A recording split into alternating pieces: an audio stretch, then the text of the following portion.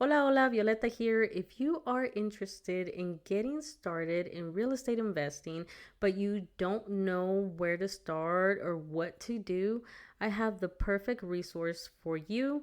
It is my How to Buy Your First Rental Property Guide. It is a free ebook. It is linked down below and it will guide you through 6 steps to, put you on the road to go buy your first rental. So make sure you check it out. When it comes to real estate investing, money isn't necessarily what's stopping you, it's your fear and your mindset.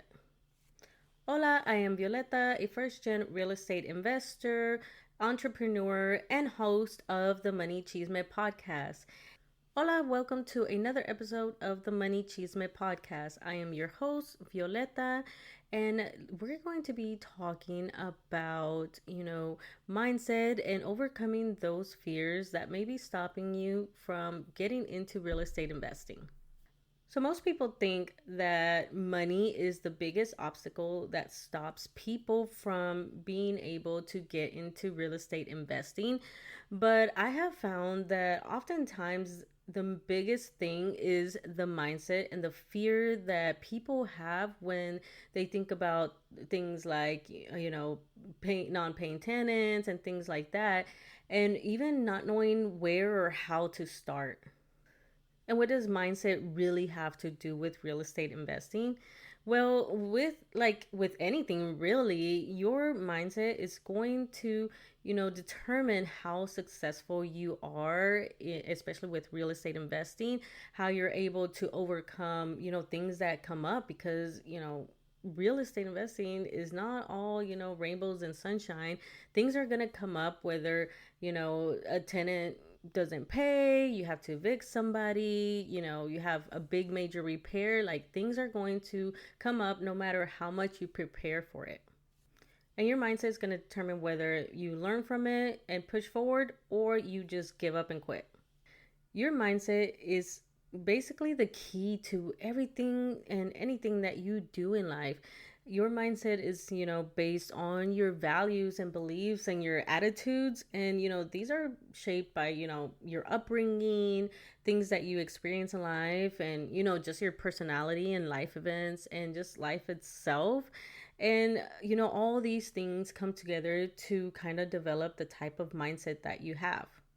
And understanding your own mind and how you think and how you react, really getting to know yourself, can help you, identify where you might want to improve in the way that you think about things, how you react to things.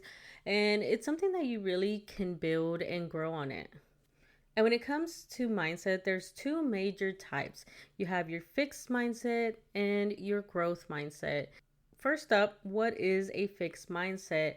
Well, a fixed mindset is, how the name implies, it's a pretty fixed type of thinking to where you believe that you're kind of like set. That's it. Like you can't really change it.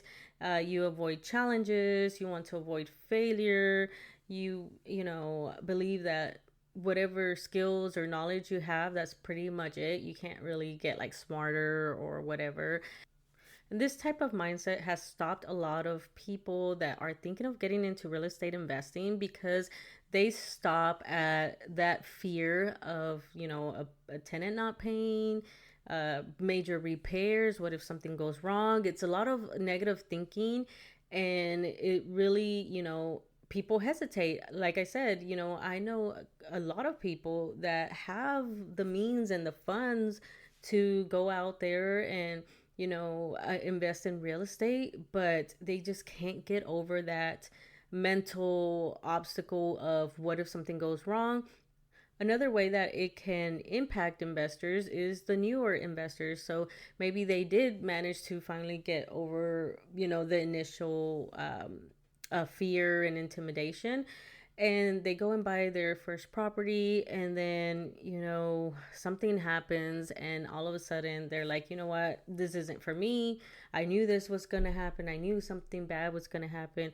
I shouldn't have gone into real estate. And they quit, or they just stay with that one because they're scared to sell it because that's another thing. They're just like stay stuck with that property because they don't want to do anything with it. And, this is how a lot of first time real estate investors end up just quitting after like one or two properties.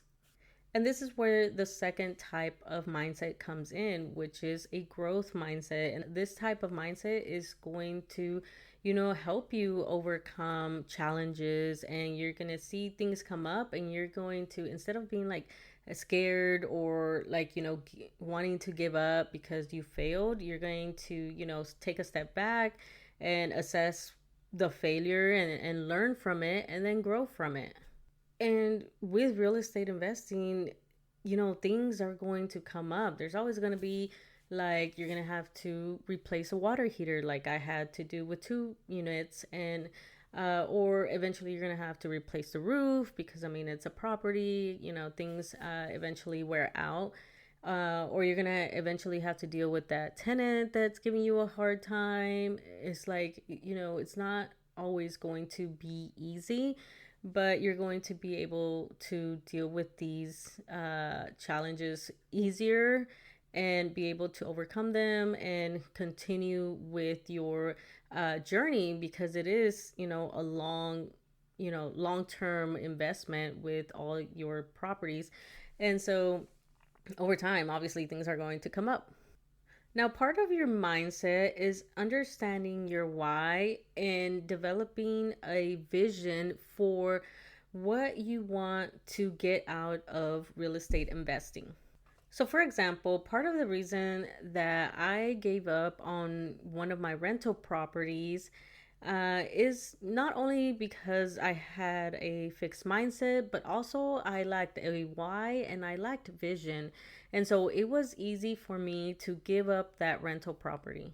And of course, like, you have a general why. Of course, the basic why was that I wanted to make money and build wealth. But having those two is not going to be enough to help you overcome challenges and things that come up. Because, I mean, you could build wealth and you can, make money in other ways, like working or starting a business or things like that.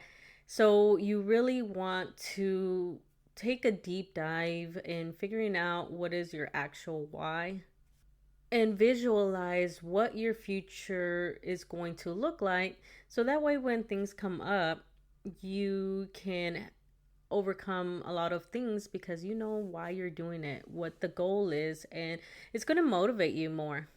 So for me, why did I want financial freedom? Why did I want to build, generational wealth or just wealth in general?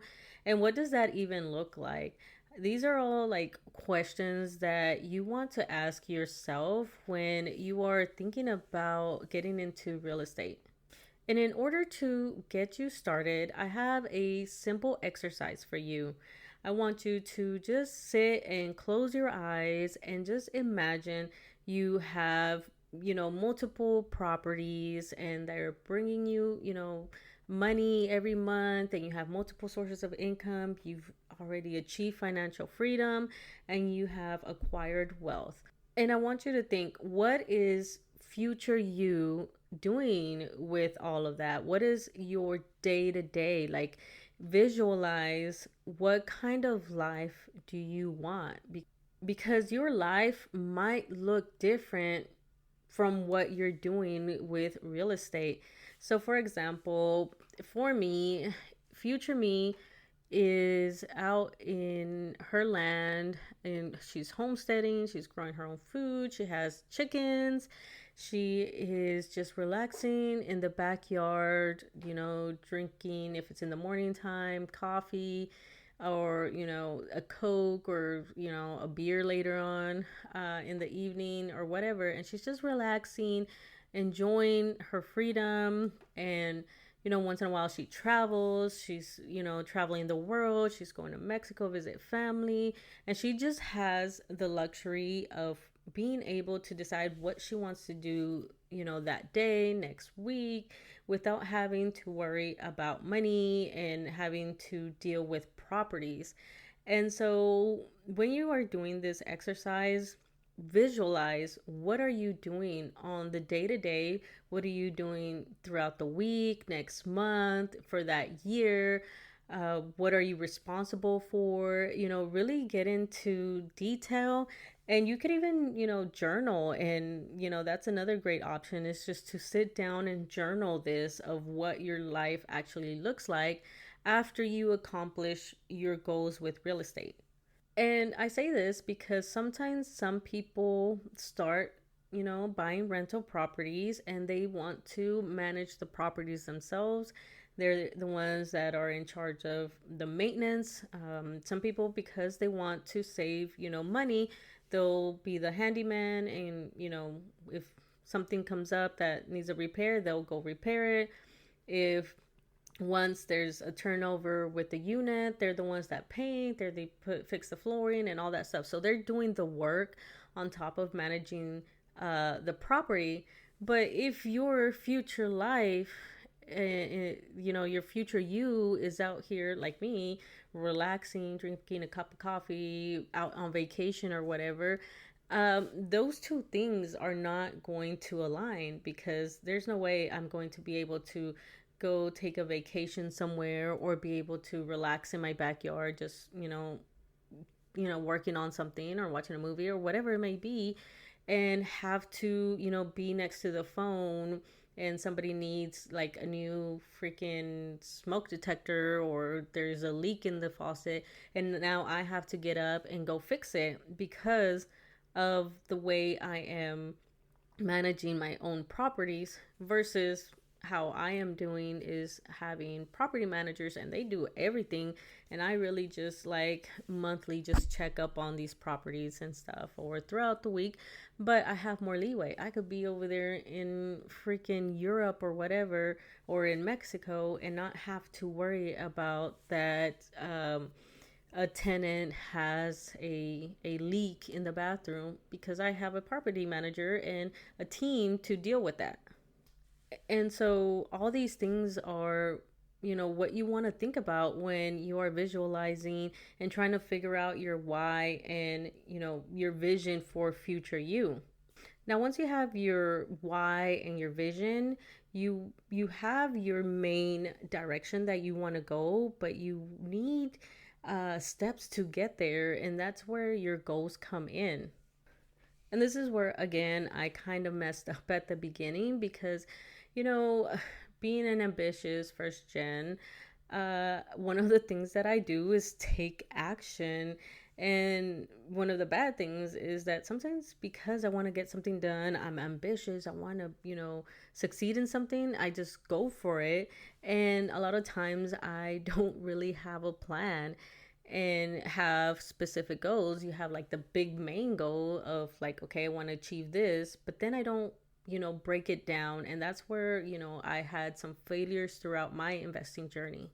And you want to take action, of course, but one of the things that will, basically make sure that you fail is that you start taking action without a clear direction.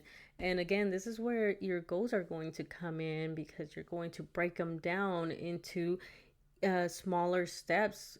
Setting goals is what motivates and inspires you to take action, because it makes it more digestible. You break them down into steps that you can be like, okay, because you have this big, I want to build financial freedom and wealth. And then it's like, okay, so how do I get there? This is where your goals come in. And this is where I see people get stuck as well when they want to get started with real estate, because they have the goal of they want to invest in real estate, but then they don't have any way to get there. They don't know where to focus on or anything like that. And so that's why it's important to, set these goals and make these steps. And it also, gives you a way to track your progress.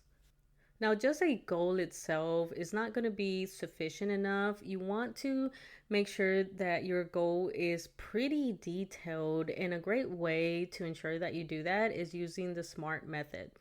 And in order to set a SMART goal, you want to make sure that it's specific to your main, goal that you're trying to accomplish, and you want to get really detailed, and you want to make sure that it's measurable. So in some, way, like, for example, you want to start real estate investing, and you know that you need a down payment.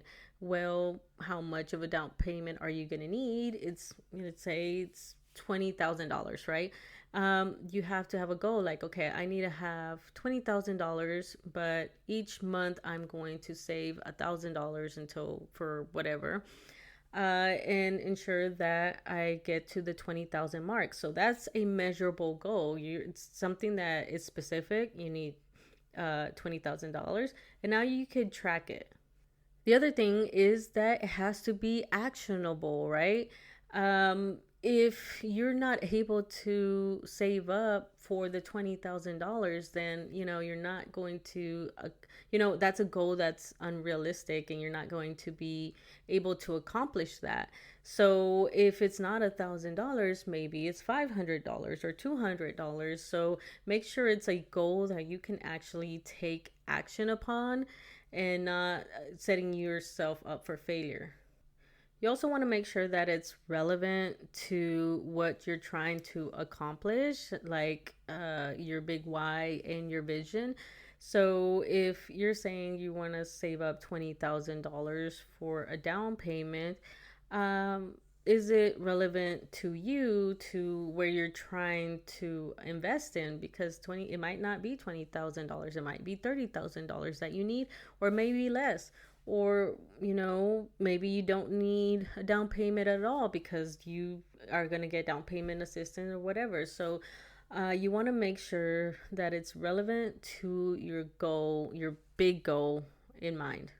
And the last thing is that you want to make sure that it's time bound, because what's the point of having a goal when there's no deadline? Because at this point, you could just keep pushing it further and further along. It's like, well, maybe not this year, next year, or whatever. And that's going to encourage, procrastination, and,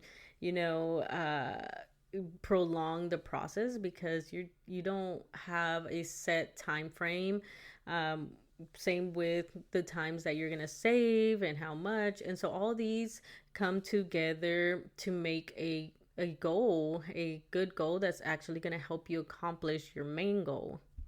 So for example, I had the goal of that I wanted to own 5 multi-unit properties within 5 years. So that I had a specific time, right? After 5 years, I need to have 5 multi-family properties.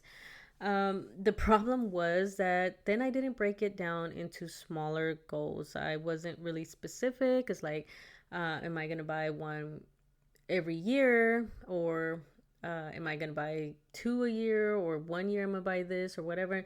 And how am I going to save up for the down payment for this? So like, I had a big generic goal, and I ended up not meeting this goal.